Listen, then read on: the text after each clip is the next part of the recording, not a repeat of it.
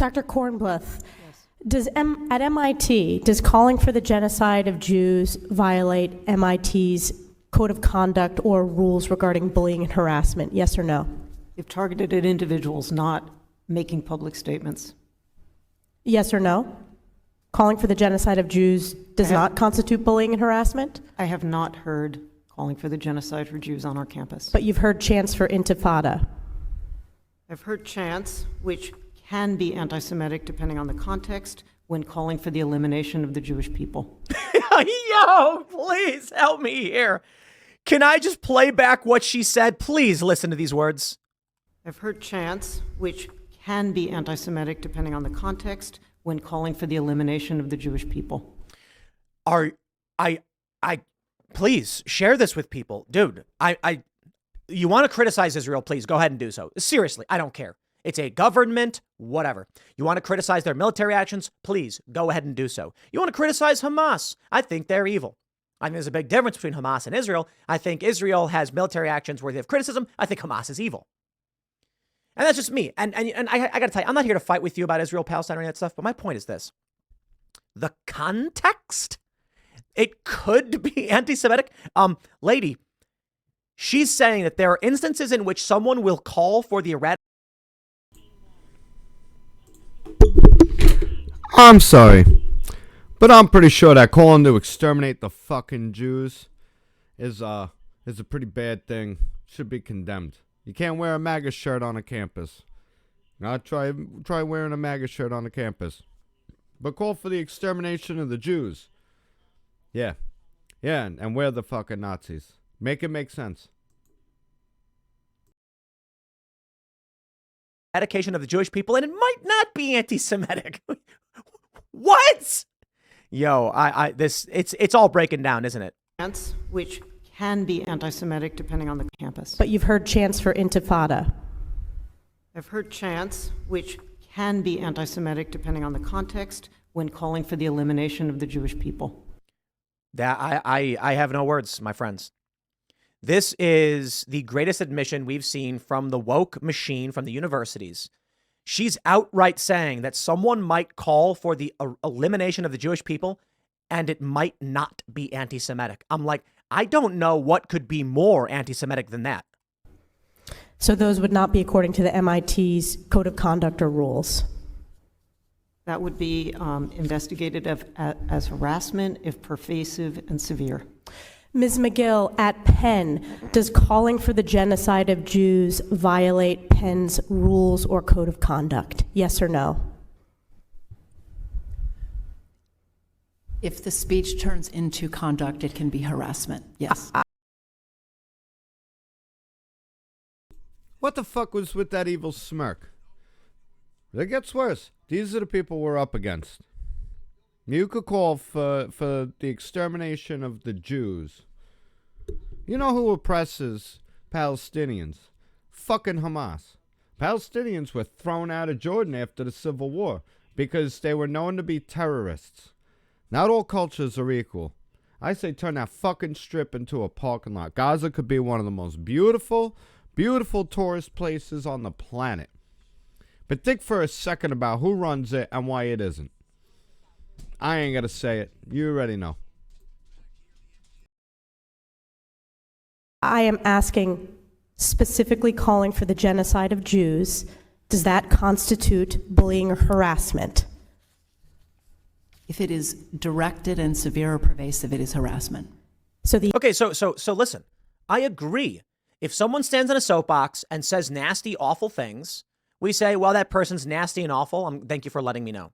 If a person goes up to an individual and keeps saying it over and over again and repeatedly does it over a period of time, whatever that time period may be, then you're harassing a person. That I totally agree with. But let me just point out right now, what do you think would happen if Elise Stefanik said, would calling for the genocide of black people constitute harassment? They would say, in no uncertain terms, instantly, it is. No question. The answer is yes. It is a context-dependent decision, Congresswoman. It's a context-dependent decision. That's your testimony today. Calling for the genocide of Jews is depending upon the context. That is not bullying or harassment. Look This at is that the evil, easiest shitty question to grin on answer that yes, bitch's Ms. face when McGill. She says it. So is your If it- testimony if that it- you will not answer yes? If it is, if Testimony if that it- you will not answer yes. if it I'm sorry, but that bitch looks like the goddamn devil right there. Tell me that ain't the goddamn devil. She looks like a goddamn demon. Someone get that bitch an exorcism. While you're talking about your campuses, riots, people being attacked, teachers being fucking attacked, over these terrorists running around, yelling to exterminate Jews, and Christians, you're next. If you think this stops with the Jews, you got another thing coming. Another think coming. I think that's the actual word. But yeah, this gonna get bad, real bad.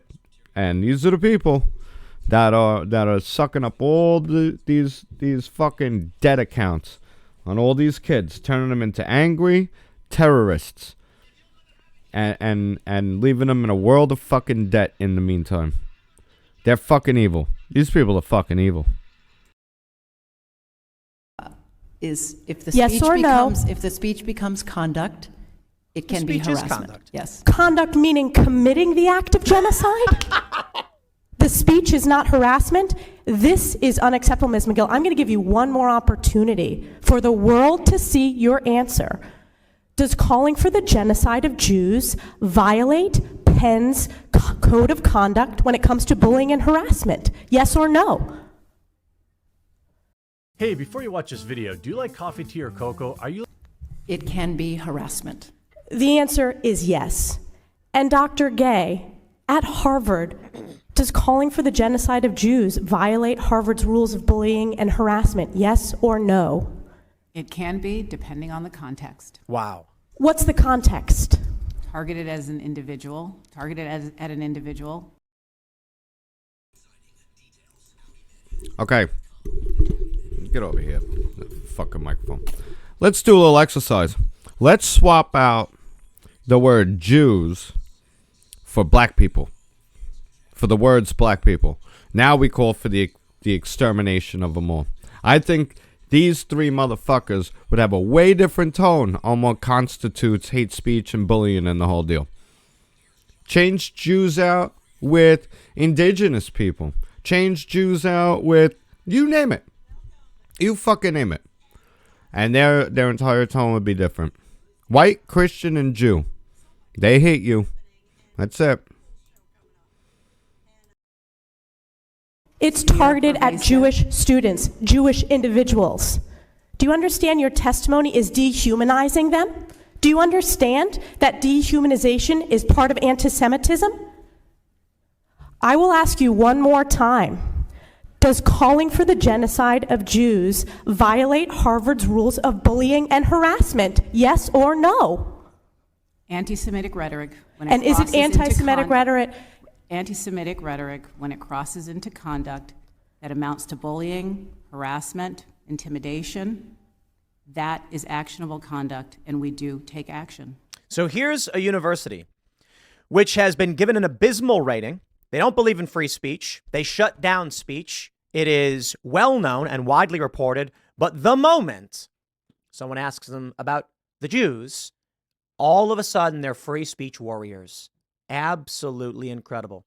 I'll stand by my positions on free speech. I'm not a free speech absolutist.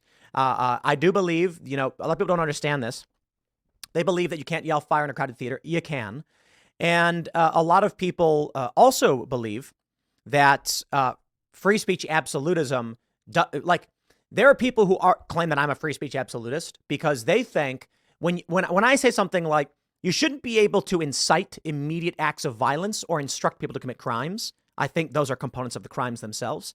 They say, you're a free speech absolutist. And I'm like, no, there are people who are free speech absolutists who believe you are allowed to instruct someone on how to commit a crime, and you are not part of the crime because you took no action within that. I don't like that game.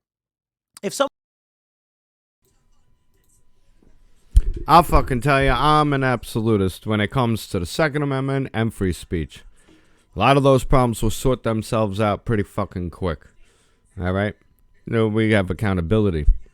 Now, telling someone to commit a crime and having them do it, no, you don't take action in it. I could tell someone, go rob a bank. If they ask me, you got $1, I don't have $1 to spare, and I tell you, go rob a bank, and they go rob a bank. I'm going to get arrested for bank robbery or accessory to a bank robbery? That's fucking crazy.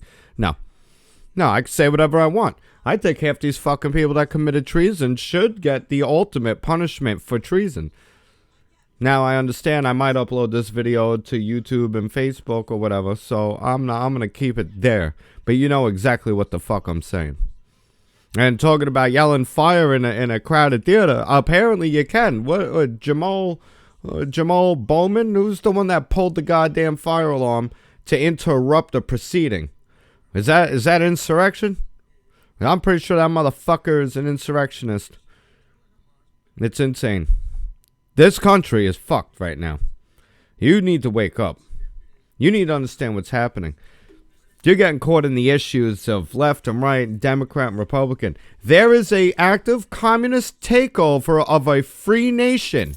Wake the fuck up. It's been happening for well over 100 years. This ain't new. This ain't conspiracy. And this definitely ain't fiction. You need to understand what the hell's happening. They do it incrementally, little by little by little by little by little.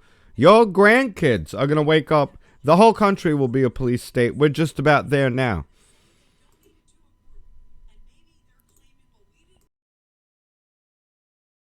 Someone's at a planning meeting saying, like, here's how you do all these things. See you later. They're a component of the crime. But all I did was speak. You helped coordinate a conspiracy to commit a crime. Come on. So if I'm looking at, say, like deep state agents, all they're doing is talking to each other, and then someone carries out the action. No, they're all party to the actions that took place. They were part of it. They were part of the planning phase. Planning is part of a crime. Here's the issue, okay? And I think it's plainly obvious. There are people right now. There's a tweet, I think I retweeted, where some guy was like, look at all the free speech absolutists immediately trying to ban speech. I am for censorship. You betcha. I'm absolutely for censorship. I don't think kids should look at naughty words and adult content. I don't think people should be advocating for, not advocating for, I don't think people should be instructing on how to commit crimes or instructing people to commit crimes. These things all cross a line. So when it comes to, say, Twitter, for instance, I do think it's fair to say that if you target someone with sharp invective, then the platform can in some way take action against you. I am not this absolutist. The issue when it comes to political censorship is, first, is it fair and balanced? Second, is it effective? And when it comes to fair and balanced, it's, do we agree on where those lines are? If we do not, then there is no line. If the left says misgendering is offensive and the right says, no, it's not, you don't get to arbitrarily decide. If you're offended, that line is now drawn based on your whims. So that creates a broad stroke, meaning you can say a lot of things. You can argue, I don't think it's offensive to say this slur. The issue, most conservatives and most liberals would agree on certain things that cross the line into targeting someone with harassment, and it's not just calling them a name. It's typically, well, I shouldn't say the left. I think the fair assessment is a repeated action taken against someone on social media using extreme rhetoric or instructing violence or something like that. Then you can be like, hey, look, man, you're crossing the line into illegal territory. I think the reason why I'm not outright saying just criminal activity, like a lot. I disagree. You could block someone. Now, if they keep making account after account after account, well, we already have harassment laws. I've told people who were straight up Marxists, they were a part of there's a communist party in the U.S. It exists, and they're self-proclaimed communists. I told them the only good commie is a fucking dead commie. Yeah. In my eyes, you want the biggest force. All right, hold on. I got stuff here in the background. Give me a second. You know, the number one cause of human death on the planet has been big, tyrannical communist government. Not plagues, not famine, none of that. Fucking government killing innocent citizens. Number one cause of all human, or the most human death on the planet in human history. Ever. And motherfuckers still wake up and go, oh, the government will fix it for us. No, listen to the experts. Yeah, listen to the experts. How you doing with your fucking inflamed hearts and you gotta get a fucking a jab for the COVID-19 every 6 fucking months now. Oh, now it's to keep you out of the hospital. Oh, they kept lying. They kept lying. You know what? And they call us Trump supporters cultists. Well, I didn't take the jab under Trump either. I don't give a fuck what that man said. Definitely wasn't taking it for a cheeseburger or a goddamn donut. That's how stupid they think you are. To take a genetically altering, a brand new technology and just pump it into the masses. Because a goddamn virus created by the government was leaked by the fucking government, hidden by the goddamn government, lied about by the goddamn government, and they shut your businesses down, put you out of work, treated you like second-class citizens, arrested you if you went outside of your fucking house. Because government. And some of you assholes still vote for the left. You want to know the difference between the left and the right? The left wing worship government. The right wing hates the government. That's it. That simple. And you left wingers that think the right wingers are bad, you're on the wrong side of history. And I'll see you on the fucking battlefield. Over and out.